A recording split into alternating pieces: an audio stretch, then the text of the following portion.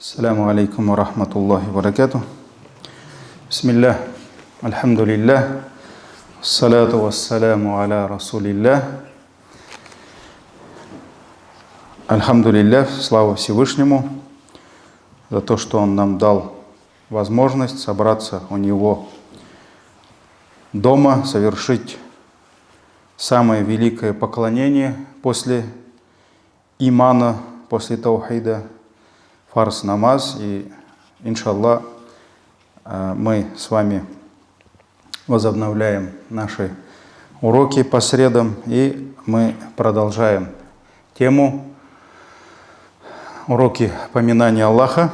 И пусть Аллах даст нам возможность продолжить эти уроки в течение всего учебного года, иншаллах. Потому что, как обычно, мы это, если начинали где-то в октябре, то завершали где-то с наступлением Рамадана. Поэтому, иншаллах, до месяца Рамадан постараемся не прерываться и не пропускать, иншаллах, эти уроки. Вспомним уроки прошлого года. Практически, наверное, целый учебный год мы с вами разбирали имена Всевышнего Аллаха, прекраснейшие Его атрибуты, и учились их правильно использовать во время дуа, во время поминания Всевышнего Аллаха. Ведь на самом деле каждый из нас уверовал, что у Аллаха есть наипрекраснейшие имена, и каждое Его имя указывает на Его какое-либо прекрасное качество. И изучая эти имена, эти качества, человек все больше узнает о Создателе, и чем больше он узнает о Нем, о Его величии, о Его прекрасных качествах, тем возвеличивать Всевышнего Аллаха ему будет проще, слаще, потому что произносить те слова, которые он не понимает, не понимая смысл, великий смысл, который кроется в этих словах, от этого поминания много пользы не будет. Потому что именно поминание — это когда человек понимает, о чем он говорит. Поэтому очень важно понимать смысл, значение каждого слова, которому призывает книга Аллаха и сунна пророка, саллаллаху алейхи ва саллям. Много у нас уже лекций мы посвятили 4 словам, 4 великим словам. Вот я даже не знаю, сколько страниц в книге, Это те слова, которые пророк, саллаллаху алейхи ва саллям, сказал, что они самые лучшие слова после слов Аллаха. То есть после слов Корана эти слова являются самыми лучшими, самыми великими словами. Это какие слова? Субханаллахи, вальхамдулиллахи, ва ла иляха илляллах, валлаху акбар. Вот эти 4 слова. И мы с вами посвятили по нескольку уроков, по нескольку лекций каждому из этих слов. Потому что если пророк, алейхиссаляту вассалям, назвал эти слова самыми великими, самыми достойными словами после слов Аллаха, значит, эти слова не просто велики по произношению, там, машаллах, субханаллах, нет, эти слова кроют в себе огромные значения, огромные смыслы. И поэтому мы с вами несколько уроков, я помню, говорили только про субханаллах. То есть, что означает субханаллах, когда мусульманин восславляет Всевышнего этими словами, он верует сердцем, что Аллах, Он пречист от всех недостатков.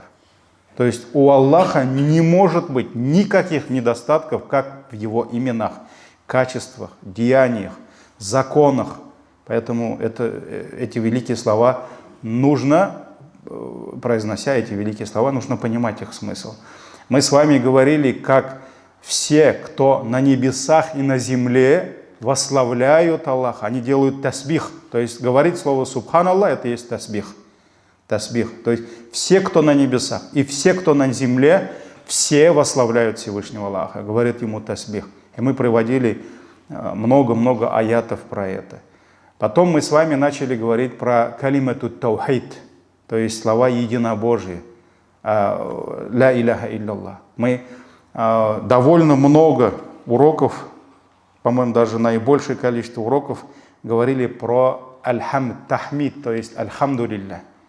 Альхамдулилля, что означает восхваление Всевышнего Аллаха. Потому что, вот каждый из нас, когда получает какое-либо благо от Аллаха, он говорит эти слова.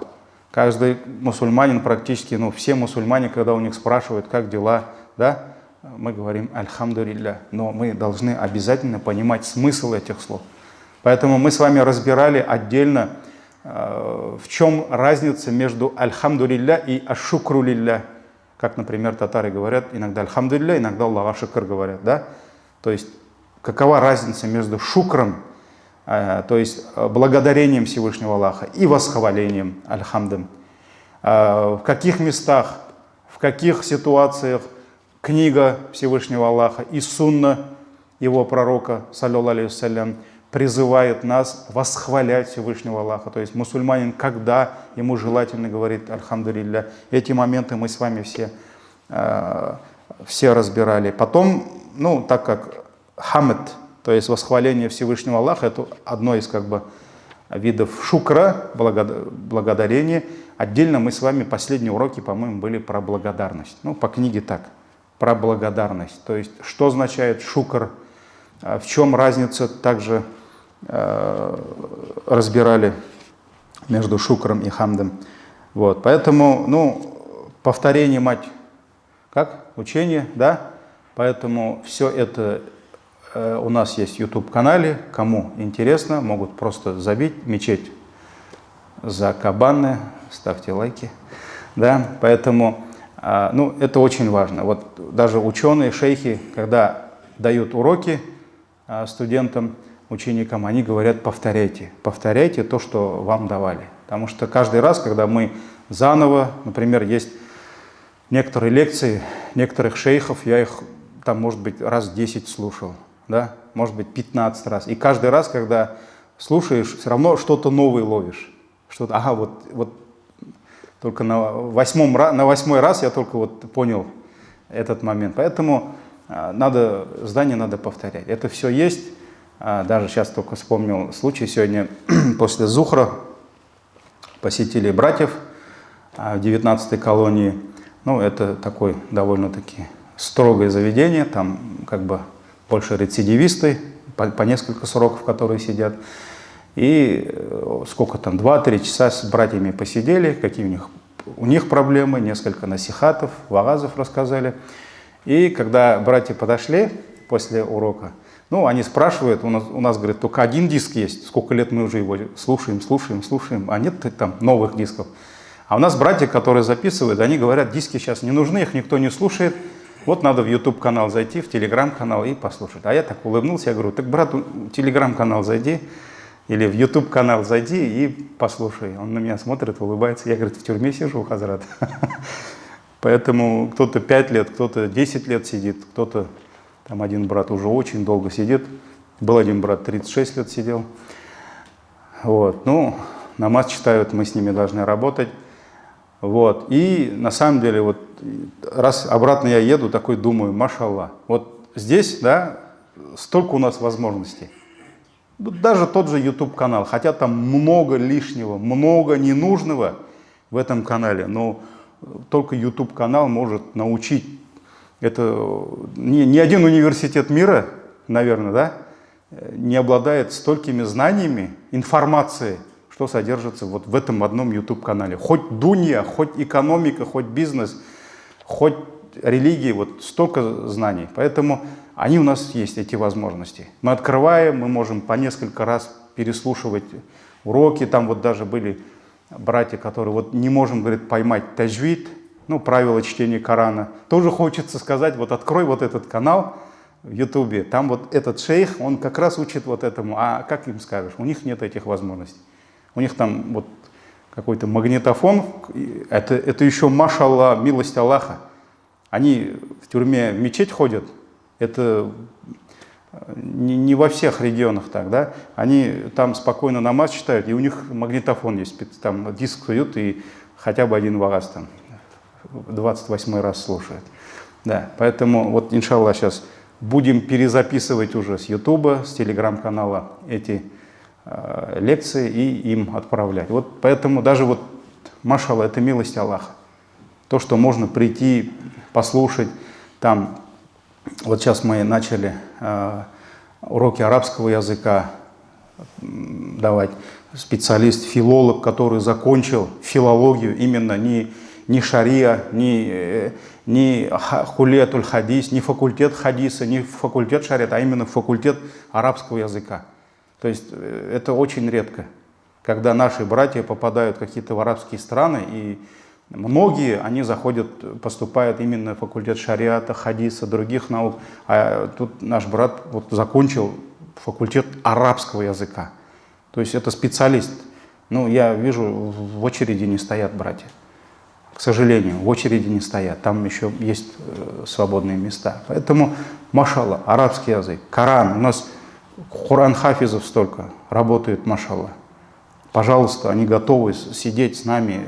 Фикх, вот, хазраты у нас сейчас вот как раз в октябре начали уроки давать. Ну, машаллах, столько возможностей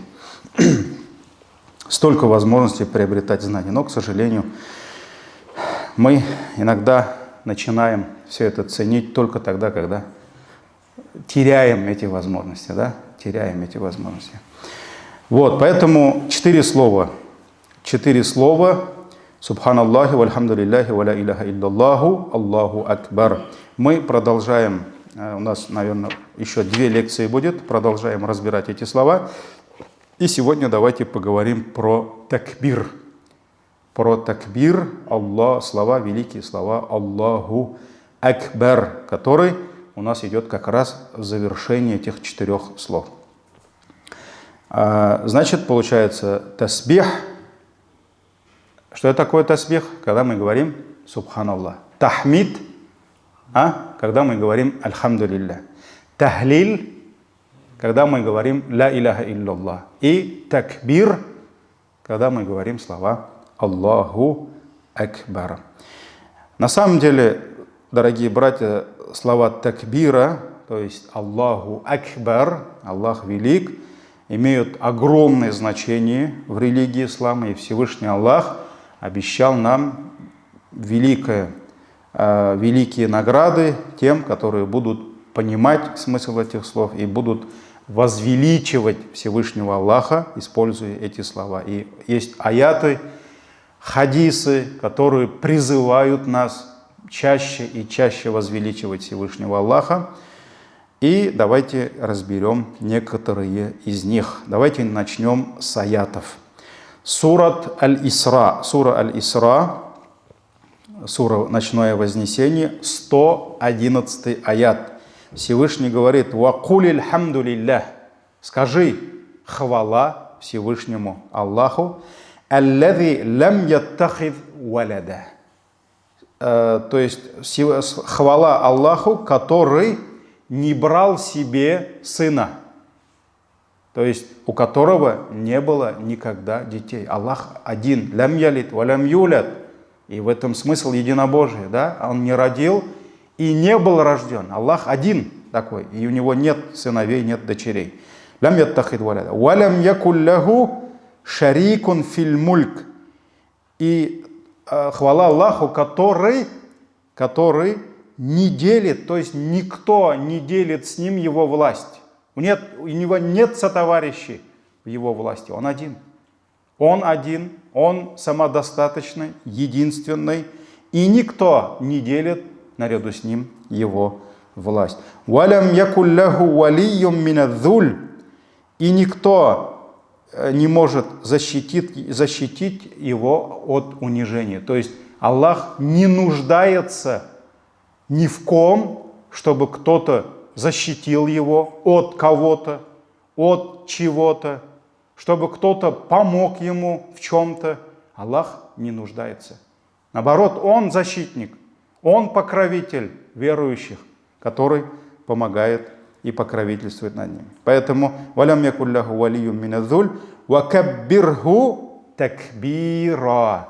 И когда Аллах описывает свои качества величия, Его безграничную власть, которым обладает только Он, Его величие, Аллах завершает аят побуждением. Какими словами? «Вакаббирху» – возвеличивай Его,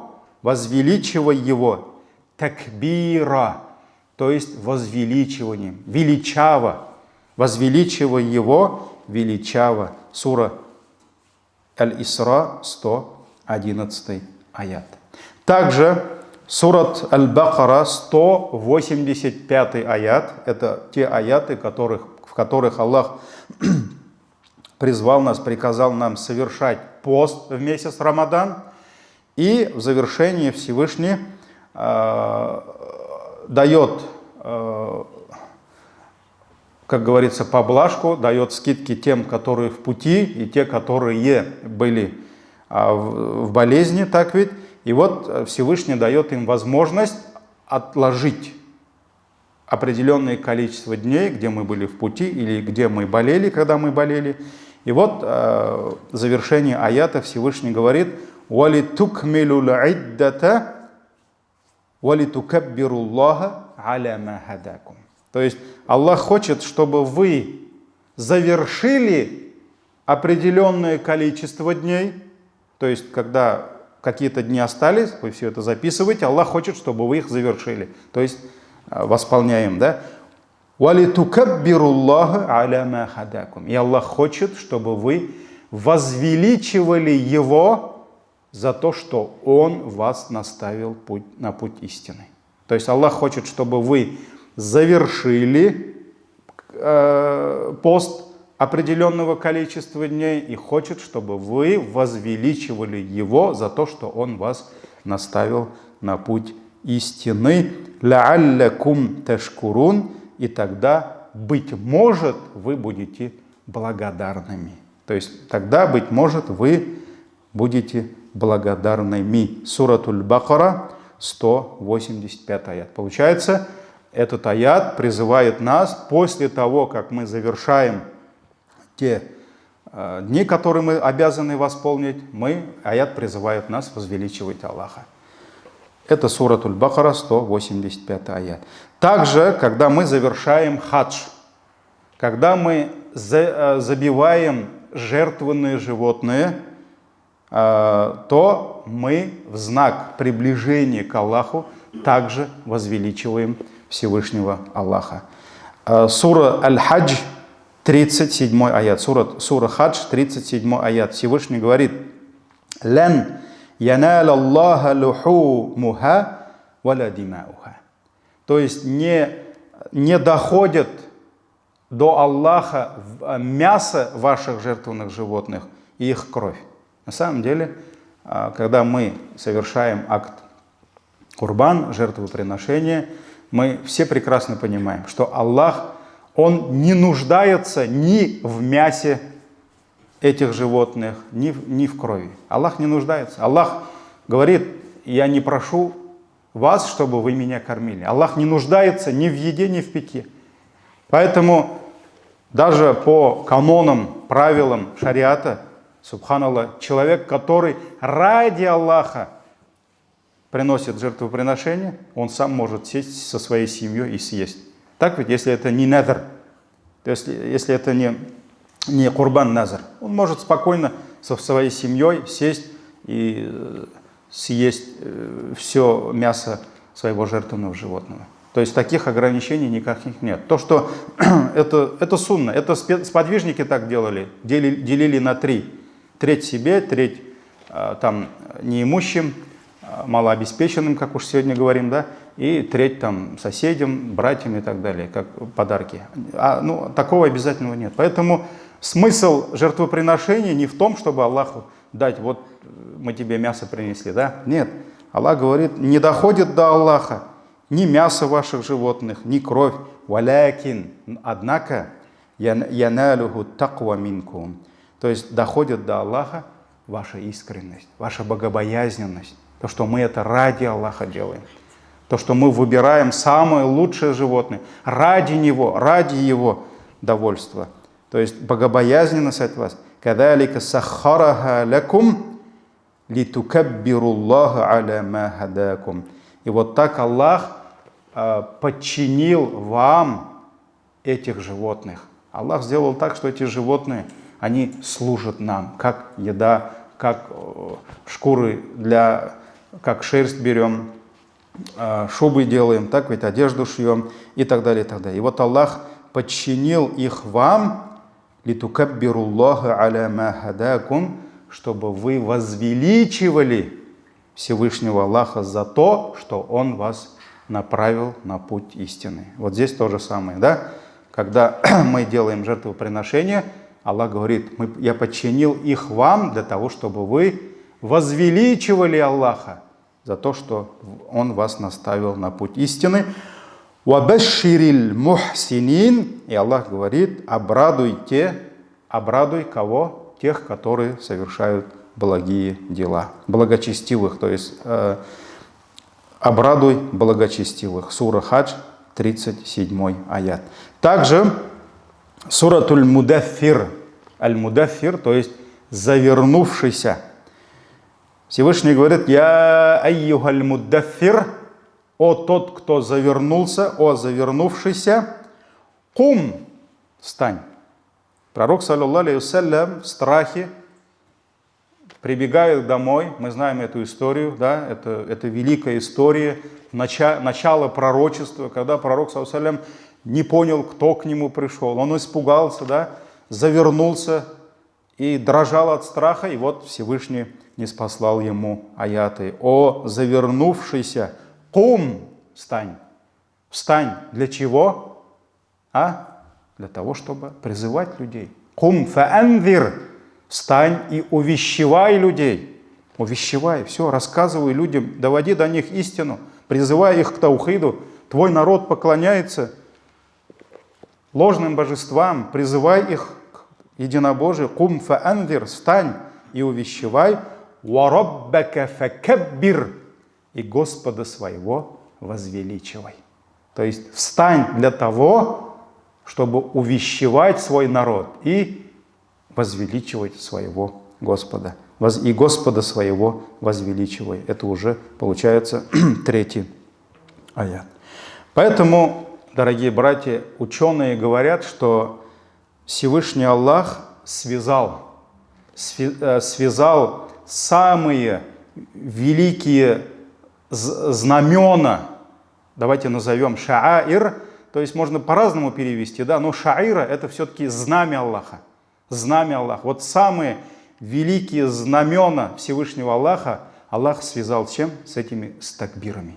Такбир. Возьмите намаз. Намаз это знамя ислама, который мы несем от поколения от одного поколения к другому поколению. Пророки передавали это знамя своим детям, внукам, делали дуа, чтобы их внуки, Аллах дал им силу, мощь, возможность нести это знамя. Поэтому до судного дня мы должны нести это знамя, верующие, да? И вот это знамя, намаз, оно связано с чем? С такбирами. Об этом сейчас еще отдельно поговорим. Азан. Одно из знамен ислама. Когда мы с минаретов слышим азан, это ислам. Это мусульмане. Это мечеть. Это намаз. Так ведь? Но какие мы слова слышим? Самые первые. Аллаху акбар, Аллаху акбар. То есть Аллах связал это знамя именно с такбиратами, с такбирами. Также праздники, мусульманские праздники. Например, мы знаем, когда приходит Айд-аль-Адха, праздник жертвоприношения, сколько дней мы делаем такбир. Так ведь? Сколько дней? Начиная за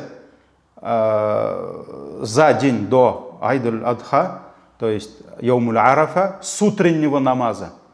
После каждого намаза мужчины вслух восхваляют, возвеличивают Всевышнего Аллаха. Такбират. Аллаху Акбар, Аллаху Акбар. Да? Тот же праздник, праздничный намаз. То есть каждый намаз имеет свои такбиры, но здесь во время праздничных намазов их становится больше. Так нет? В первом ракагате мы по ханафитскому масхабу 3 раза добавляем такбир. Когда говорим Аллаху Акбар такбиратуль ихрам, об этом сейчас отдельно поговорим, потому что это самый великий такбир, такбиратуль ихрам. Да? Когда мы дуа уль-истифтах читаем, субханак Аллахума бихамдик, до того, как начать чтение суры Фатиха, мы 3 раза говорим. Имам говорит вслух Аллаху Акбар, Аллаху Акбар, Аллаху. Это праздник. Мы возвеличиваем Аллаха в праздничные дни. И во втором ракагате, тоже по ханафитскому масхабу, потому что в других масхабах там еще больше такбиратов. Да? Во втором ракагате, после завершения чтения суры, аятов, до того, как уйти в рукух, имам также 3 раза, и все остальные за ним повторяют такбир. Аллаху Акбар, Аллаху Акбар, Аллаху Акбар. И на 4-й раз мы уходим на рукух. Поэтому вот это праздник. То есть наши праздники ассоциируются чем? С такбиратами. Это такбиры. Сколько дней только после намазов, я уже повторяюсь, да? Мы повторяем эти слова. Аллаху Акбар, Аллаху Акбар. И в эти праздничные дни мусульмане, которые шли по улице, по рынкам, они кричали такбир. Аллаху Акбар, ла иляха илляллаху, Аллаху Акбар, валилляхил хамд. То есть вот это знамя ислама, одно из знамен ислама, праздник Айдуль-Адха, они связаны с чем? Ураза Байрам. Они связаны также с такбирами, возвеличиванием Всевышнего Аллаха. Великие места, которые мы посещаем во время хаджа, да, также мы говорим Аллаху Акбар, Аллаху Акбар. Поэтому вот это указывает на то, что на самом деле такбир это занимает великое положение в исламе, занимает очень важное положение в жизни мусульманина. И ученые говорят, что это одно из 4 слов, которых пророк, саллаллаху алейхи ва саллям, назвал самыми лучшими, достойными словами после Корана. Ну, здесь уже мы как бы повторяемся, да, потому что приводим слова ученых. Это Субханаллах, Альхамдулилля, Ла иляха илляллах и Аллаху Акбар, Аллаху Акбар. Как это приходит в достоверном хадисе пророка, саллаллаху алейхи ва саллям. И вот даже когда мы начинаем молитву, мы заходим через эти слова. И вот во время начала молитвы, когда мусульманин направляется в сторону кибла, и он должен зайти в мир молитвы, намаза, ни одно другое слово, ни один другой зикр не может заменить Аллаху Акбар. Поэтому мы можем подойти так и говорить Субханаллах. У нас намаз не примется. Мы не можем подойти и сказать Ла иляха илляллах. У нас намаз не примется. Потому что даже поднимание рук, да, в ханафитском масхабе до ушей, до имшак жерлеріне кадар, да, где-то до груди, вот само поднимание рук это сунна. Но произношение Аллаху Акбар это обязательно. И если ты не произнесешь это слово, значит ты не зашел в намаз. Это рукан. Это фарз намаза. Это то же самое, что ты один ракагат не прочитал. Или один суджуд, одну саджду не сделал. Все. Ты должен начать заново. И поэтому те братья, которые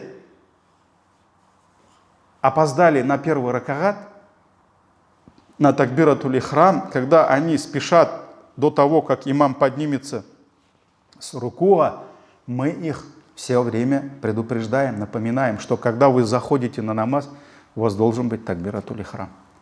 Даже если не поднимать руки, обязательно мы обязаны, чтобы войти внутрь намаза, мы обязательно должны сказать Аллаху Акбар.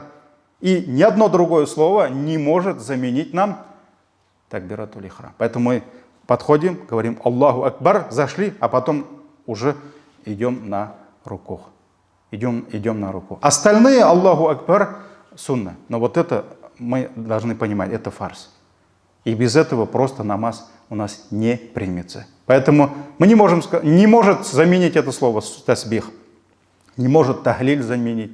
Мы можем сказать, например, то есть такого же значения слова, например, не Аллаху Акбар, а Аллаху А'зам, и заходим.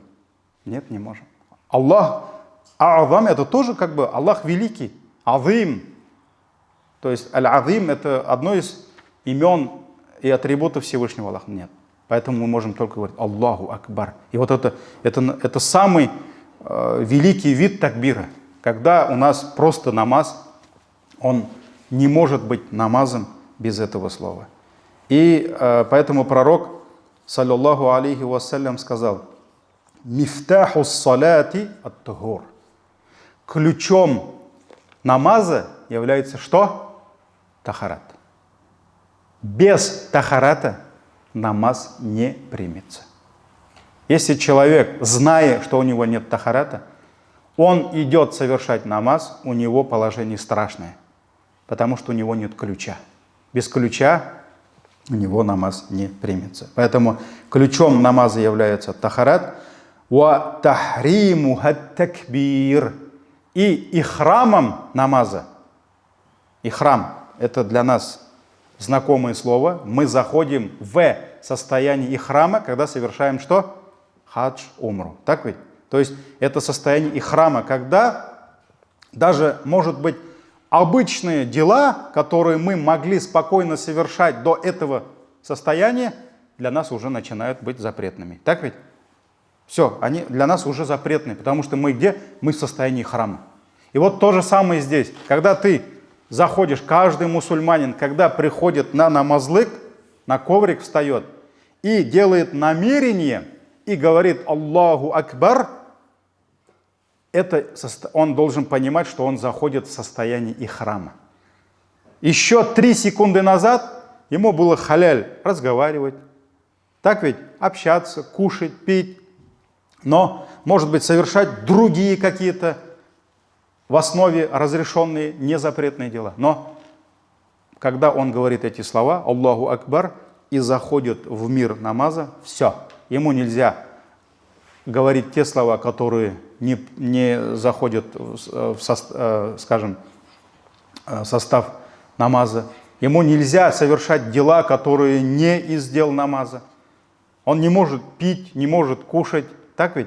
Поэтому вот тахриму саля ат-такбир, пророк, алейхиссаляту вассалям, сказал, ихрамом намаза является такбир. Ва тахлилуха ат-таслим. А тахлиль, то есть это состояние, когда человек выходит из ихрама. Это какие слова? Таслим. Таслим, то есть это саляму алейкум ва рахматуллах. Когда человек один раз уже произносит эти слова, он выходит с состояния ихрама. Поэтому заходим в состояние ихрама словами Аллаху Акбар, все, мы на намазе. А выходим салямом. Саляму алейкум ва рахматуллах, все, мы вышли с состояния ихрама. Поэтому все ученые фикха говорят, что эти слова, произношение этих слов, это фарс, это обязательно, и без этого твой намаз намазом не будет считаться. Поэтому ни субханаллах, ни альхамдулилля не может начаться, не может быть заменой этим словам. Также немножко отойдем от намаза, потом вернемся.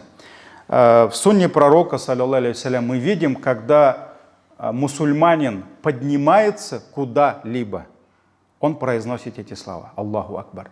А когда мусульманин спускается, он какие слова говорит? Субханаллах. Субханаллах.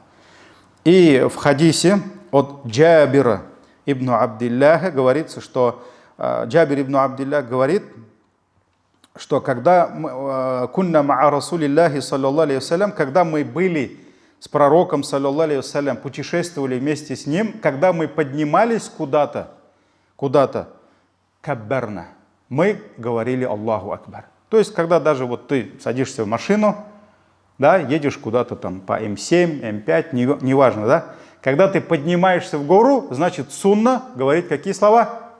Аллаху Акбар, Аллаху Акбар, Аллаху Акбар. Это сунна. Говорите эти слова. Возвеличивайте Аллаха. А когда будете спускаться с горы, то тасбих, субханаллах. Поэтому Джабир ибн Абдилля говорит, когда мы с пророком, саллаллаху алейхи вассалям, поднимались куда-либо, то мы говорили Аллаху Акбар. А когда спускались, саббахна, мы говорили субханаллах, восславляли Всевышнего Аллаха. И Аллах захотел, чтобы движение намаза именно сопровождал такбир. Вот поэтому мы видим, что многие поклонения, виды поклонения, которые совершает мусульманин, они связаны с такбиром. Вот мы говорили про восполнение када, пропущенных дней. Всевышний сказал, Аллах дал вам это для того, чтобы вы возвеличивали Всевышнего Аллаха.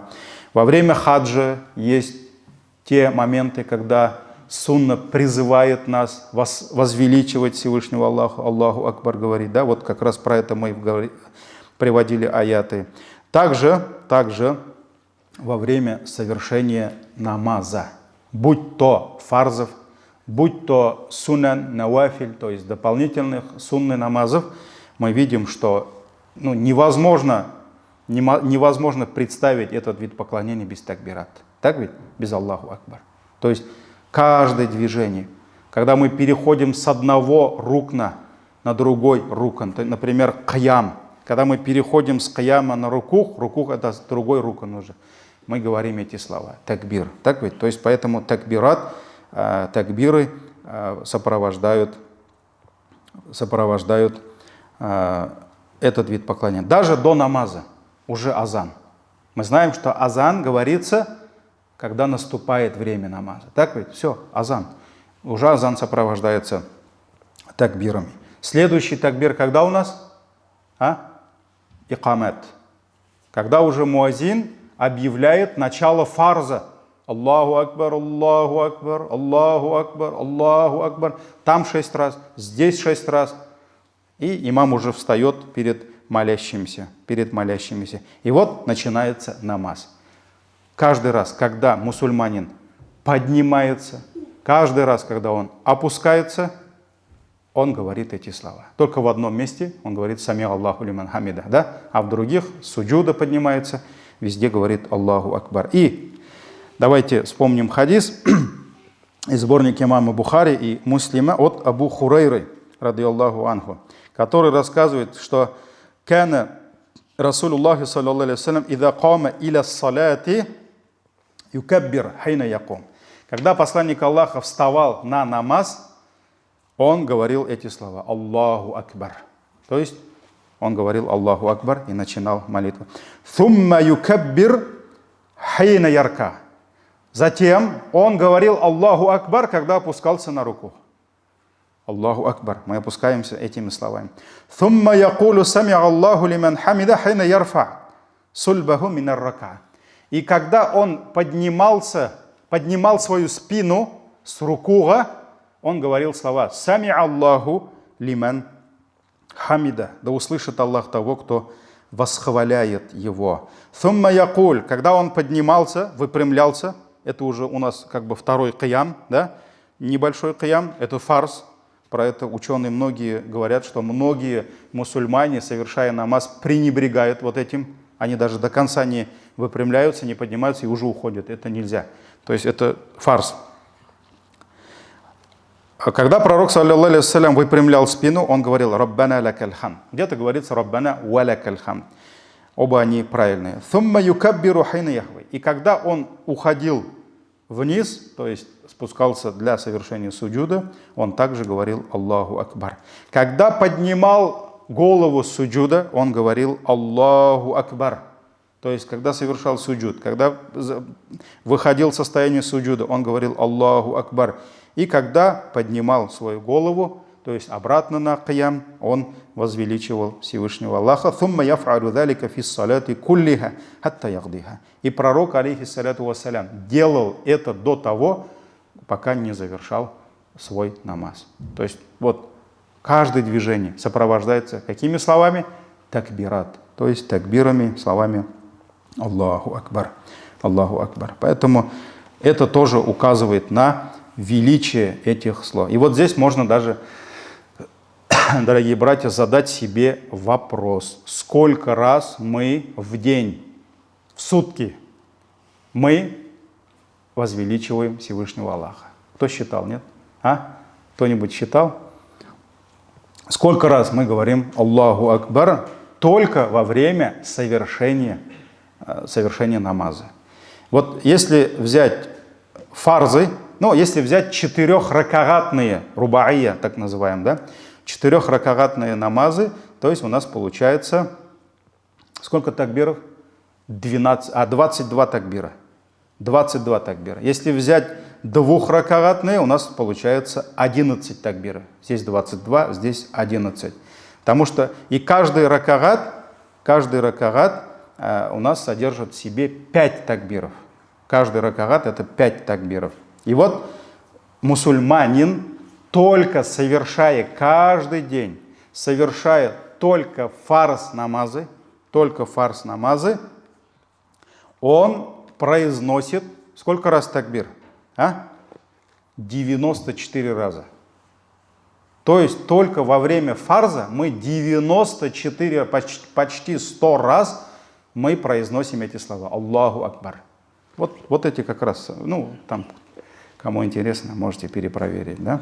А если он, соблюдая сунну нашего любимого пророка, саллаллаху алейхи вассалям, будет соблюдать сунанур раватиб, то есть те сунны, которые сопровождают наши фарз-намазы, до фарза, после фарза, да? Если он, то есть уже сколько добавляется такбират к этим 94 такбирам? А если он будет соблюдать сунну зикров после каждого намаза, то есть 33 раза Субханаллах, 33 раза Альхамдулилля и 33 раза Аллаху Акбар. Каждый намаз уже добавляем 33 раза слова Аллаху Акбар. Аллаху Акбар. И вот так, если он будет совершать 5 намазов, фарзы, сунны, раватиб, все зикры, которым призывает сунна пророк, саллаллаху алейхи вассалям, то получается, каждый день он будет, мы сейчас не говорим про тахаджуды, мы сейчас не говорим про там другие, тахиятуль масджид, духа, есть огромное количество дополнительных намазов, да, только 5 намазов с сопровождающимися суннами и по 33 раза после каждого намаза Аллаху Акбар. У нас получается 342 раза. То есть мы говорим Аллаху Акбар только во время совершения 5-кратного намаза 342 раза. 342. Еще сунна призывает перед сном 33 раза Субханаллах, 33 раза Альхамдулилля и 34 раза Аллаху Акбар. Вот к этим 324 такбирам добавляйте еще 34. Еще мусульманин, следуя сунне пророка, он может повторять за муазином. Муазин только во время азана сколько раз говорит такбир? 6 раз. Если мусульманин 3, 4, 5 раз приходит на джамагат намаз, повторяет за ним, вот 6 умножаем на 5. Так ведь? Вот так добавляется, и сколько сотен раз сунна пророка и книга Аллаха призывают нас каждый день возвеличивать Всевышнего Аллаха. Вот это показывает нам, дорогие братья, важность этих слов. Вот если книга Всевышнего Аллаха, если сунна пророка, саллаллаху алейхи вассалям, они связывают нашу жизнь, обыденную, каждодневную жизнь связывает с какими-либо зикрами, с какими-либо аятами, с какими-либо сурами. Вот суратуль Фатиха. Мы обязаны, каждый мусульманин, муким, не мусафир, он обязан каждый день читать суру Фатиха сколько раз? 17 раз. То есть мы обязаны, значит, это только во время фарзов. Про сунны мы не говорим. 17 раз. То есть это же, значит, о чем-то говорит. Значит, это сура, если мы обязаны, да, почти 20 раз каждый день читать эту суру, а у нас получается намного больше. Мы же еще сунны читаем, так ведь? Каждый намаз, каждый ракагат связан с сурой Фатиха. Значит, на самом деле мы должны понять, это не просто так, дорогие братья. Это во всем. Раббана ма халахта хада батиля. Аллах, ты ничего не создал понапрасну. Даже в созданиях Аллаха есть мудрость, в каждом создании. И поэтому в каждом порядке каждого намаза, содержание намаза, именно сура Фатиха, не сура Фаляк, не сура Нас, а вот именно сура Фатиха, содержание, каждый аят в этой суре. Значит, эта сура нам нужна в жизни. Аятуль Курси. Если после каждого намаза пророк, саллаллаху алейхи вассалям, призвал нас читать этот аят, значит, этот аят, он нужен нашему сердцу, нашему иману, нашей богобоязненности. Значит, этот аят нужен. Если Аллах пожелал так, чтобы только в фарзах мы говорим Аллаху Акбар почти 100 раз, значит, эти такбиры, они нам нужны. Они нужны нашему сердцу. Они нужны нашему иману. И то, что вот в итоге, если мы будем следовать сунне, у нас получится около 400-500 раз в день мы говорим Аллаху Акбар, а мы с вами еще не говорим про наши эмоции, да, когда мы там увидели что-то, и говорим Аллаху Акбар, машаллах, да, там увидели брат, Аллаху Акбар, и брат, я тебя сколько не видел, да, там, когда ты видишь детей своих, Аллаху Акбар, там, или жена там что-то приготовила, машаллах, так, Аллаху Акбар, это же так вкусно. То есть вот эти наши уже, которые превратились в наши привычки, машаллах, их же больше, больше, больше. И вот так это указывает на то, что эти слова нам нужны. Это не просто так. Значит, эти слова нам нужны, и эти слова приносят нам огромную и огромную пользу. Также вот хочу привести тафсир вот этих слов. Именно мы с вами этот аят читали, суратуль Исра, 111 аят, где Всевышний говорит «Вакаббирху такбира», то есть возвеличивай Всевышнего Аллаха, возвеличивай Всевышнего Аллаха величаво. Вот Ибн Джарир, рахимахуллах, в своем тафсире говорит, что Аллах сказал нам «Ва'аззим раббака я Мухаммад», то есть «Вакаббирху такбира», то есть возвеличивай Аллаха величаво, возвеличиванием. Аллах призвал своего пророка «Ва'аззим раббака», то есть возвеличивай своего Господа, о Мухаммад, «Бима амарака ан ту'аззимаху бихи мин каулин ва фи'алин», то есть возвеличивай Аллаха тем, чем Он приказал тебя из слов и дел, потому что мы возвеличиваем Аллаха не только нашими словами. Очень важно возвеличивать Аллаха нашими деяниями. То, что мы совершаем рукух, падаем ниц перед Ним, это тоже возвеличивание Аллаха. То есть Аллах призвал своего пророка возвеличивать его. «Ва ати'аху фима амарака ва нахака». И Аллах сказал своему пророку этими словами: «Подчиняйся, покоряйся Ему в том, что Он приказал тебе, и в том, что Он запретил тебе». То есть это тоже то, что мы следуем приказам Всевышнего Аллаха, то, что мы спешим совершать намаз, это тоже возвеличивание Аллаха. И то, что мы спешим избавиться, отдаляться от греховного, мы оставляем греховное, это тоже такбир, это тоже возвеличивание Всевышнего Аллаха. Поэтому возвеличивание Аллаха это не просто словами, да, это идет нашими деяниями, И вот завершаю свои слова именно, ну давайте как бы подытожим, потому что еще материал-то есть, а уже времени нет, да. Закончилось время. И на самом деле вот все, в основе всех видов поклонения мы видим, лежит возвеличивание Аллаха. Так ведь? Мы возвеличиваем Аллаха, совершая намаз. Мы возвеличиваем Аллаха, совершая хадж. Мы возвеличиваем Аллаха, выплачивая закат. Мы возвеличиваем Аллаха, совершая пост. Поэтому в основе каждого поклонения, вида поклонения идет возвеличивание. И поэтому роль возвеличивания такбира в жизни мусульманина, оно велико. Даже вот некоторые ученые отдельно пишут про такбиратуль ихрам. Да?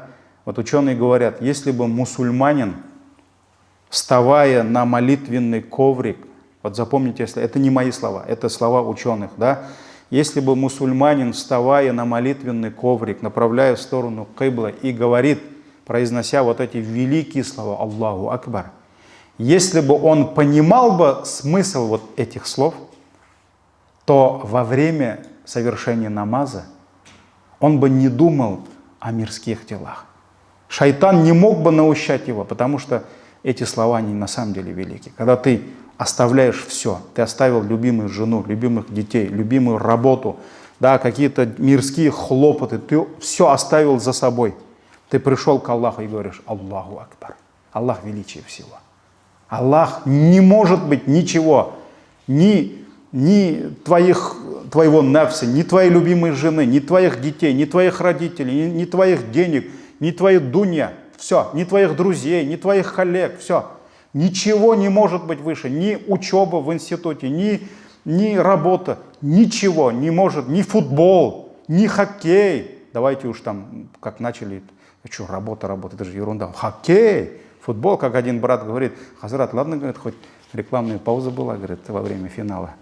Я, говорит, там успел намаз почитать. Ну, поэтому ученые говорят, если бы мусульманин понимал бы величие этих слов, то ему бы, совершая намаз, бороться против наущения намного было бы проще. Просто Аллах, ну, ничего не может быть величие Аллаха. Поэтому каждый раз, когда мы говорим эти слова, надо понимать, какие это великие слова. Ты все оставил, потому что все, оно там. Аллах велик. Аллах велик. И Умар ибн Хаттаб, ради Аллаху, говорил, «Каулул абди Аллаху Акбар хайрум минад дунья ва ма фиха». Слова раба, произношение слов рабом Аллаху Акбар, вот эти слова Аллаху Акбар, лучше, вот эти слова лучше, чем эта дунья и все то, что находится в этой дунье. Это лучше. Поэтому мы говорим самые лучшие слова. И поэтому запомните один зикр, он очень легкий. Но кто не запомнит, выучите этот зикр. В начале молитвы, до чтения суры Фатиха, как дуауль истифтах, пророк, алейхиссаляту вассалям, иногда говорил следующие слова. Вот мы же довольствуемся одним, да, иногда. Субханак Аллаху ва бихамдик, ва табарак асмук, ва тааля джадду, и все. Нет. Пророк иногда говорил, когда говорил Аллаху Акбар кабиран, то есть Аллах велик кабиран, своим величием, Он велик своим величием. Аллаху Акбар кабиран, вальхамду лилляхи кафиран. А хвала Аллаху кафиран, то есть многочисленной, мы восхваляем Аллаха многочисленной хвалой. Ва субханаллахи букратан ва асиля. И пречист Аллах от всех недостатков и утром, и вечером, и днем, и ночью. Вот они очень легкие. Вот повторяйте эти слова. Когда пророк, саллаллаху алейхи вассалям, во время намаза услышал, как один из подвижников восхвалял Всевышнего Аллаха внутри намаза этими словами, то есть кто-то из подвижников сказал Аллаху Акбар кабиран, вальхамду лилляхи кафиран, ва субханаллахи букратан ва асиля. После намаза пророк спросил, кто сказал эти слова? Кто произносит эти слова? И один из подвижников говорит, я. Я видел, говорит, как после этих слов раскрылось небо, говорит, над нами. Раскрылось небо, говорит, перед этими словами. Поэтому это великие слова. Просто мы к ним привыкли, дорогие братья. И мы не ценим эти слова. А на самом деле, каждый из этих слов, Аллаху Акбар кабиран, вальхамду лилляхи кафиран, ва субханаллахи букратан василя. Найдите, Google Хазрат вам поможет. Да, поэтому выучите эти слова. Они очень легкие, но они очень великие. Поэтому говорите, возвеличивайте Всевышнего Аллаха. Субханак Аллахума бихамдик, шаду ан ла илляха илля ант, астагфирука ва атубу илейк, джазакумуллаху хайран. Ассаламу алейкум ва рахматуллахи ва баракатух.